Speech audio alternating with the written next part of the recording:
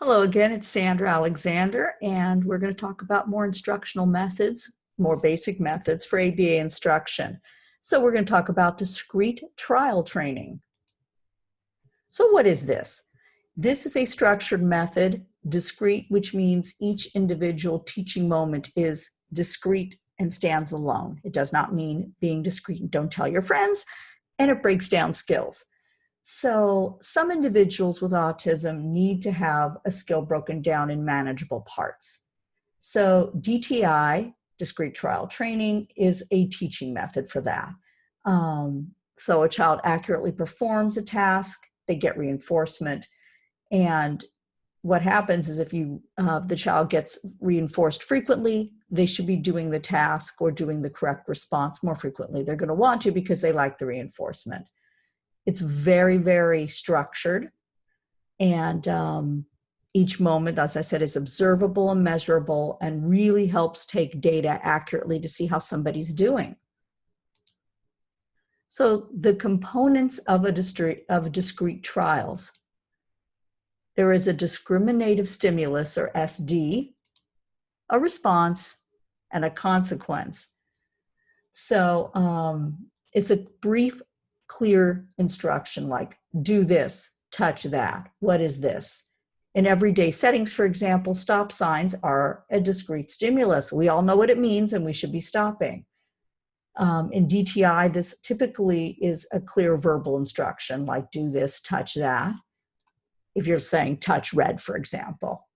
The response is this is what immediately, this is the child's behavior to that instruction. And they're aiming for a clear, observable, measurable response.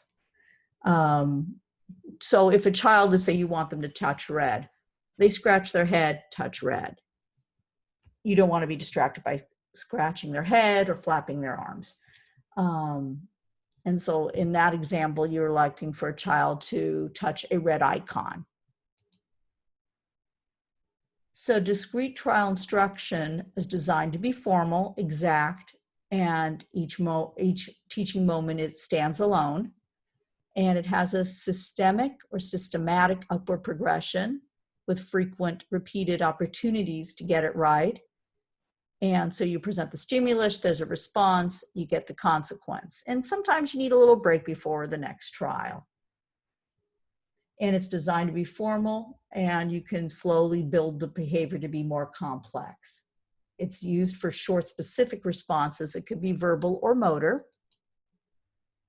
And here's a sample data sheet that might look like. And you can ask the CDs on your child if this is being used.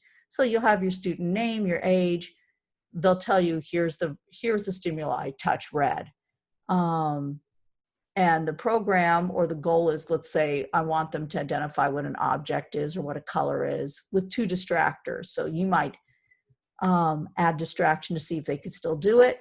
And the response is to touch the object. And you mark correct, incorrect, or whether you prompted to get the response. So once again, thanks for listening to this. And I hope it helps you understand what might be being used to teach your child. And you can discuss it more in depth with your child's instructor or teachers, and that you'll know more about it and whether it's suitable. Thanks for watching. Bye.